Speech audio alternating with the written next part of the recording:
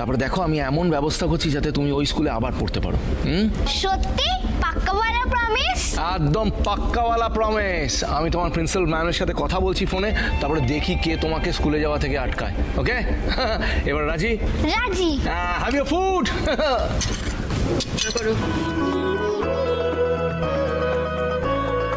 সৌম্যবাবু বলছি, আপনার কিছু করার দরকার নেই, আমি দেখে নেব।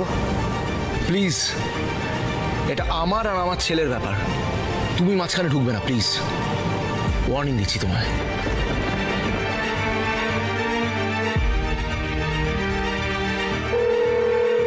হ্যালো ম্যাডাম, প্রিন্সিপাল বলছেন? বলছিলাম যে আমি SR-কে বলছি, সৌম্যরুদ্র কর্মকার। আচ্ছা, বলছিলাম যে ওই গুবলাইয়ের ব্যাপারে, তীর্থ সানিয়ালের ব্যাপারে একটু কথা বলার ছিল আপনার সাথে। কালকে একটু দেখা করা যেতে পারে কি আপনার সাথে? আচ্ছা, কাল আসুন তাহলে। তীর্থর মাকেও সঙ্গে আসতে বলবেন, আগের বার উনিই কথা বলে গেছিলেন। শিওর, দুজনেই আসবো আমরা। রাখলাম, থ্যাংক ইউ। এবার সব ঠিক হয়ে যাবে। মা এবার তাড়াতাড়ি খাইয়ে দাও, আমার খুব খিদে পেয়ে গেছে। Good bye.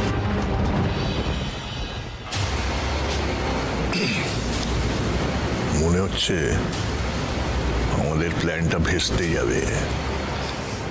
চাপ নেই ড্যাড, নেক্সট প্ল্যান রেডি আছে, তুমি শুধু সকালটা হতে দাও।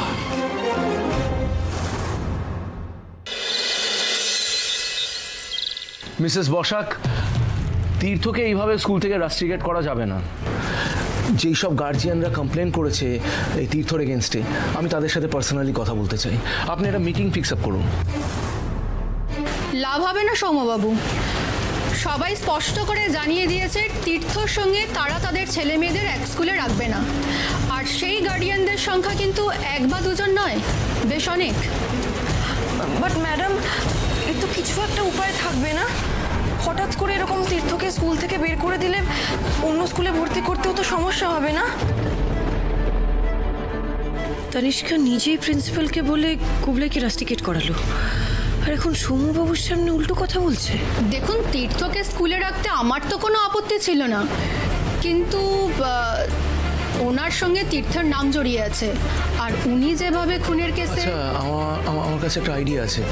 এই যদি দিশার নামটা যদি তীর্থর সাথে না জড়ায়, সাপোজ আমি যদি ওর লিগ্যাল গার্জিয়ান হই, মানে আমি যদি বাবা হিসাবে পরিচয় দিই এবং সেটাই যদি নথিভুক্ত থাকে, তাহলে সেই ক্ষেত্রে তো আশা করি কোনো অসুবিধা হওয়ার কথা না, কোনো গার্জিয়ানরা অবজেকশন জানাবে না, রাইট?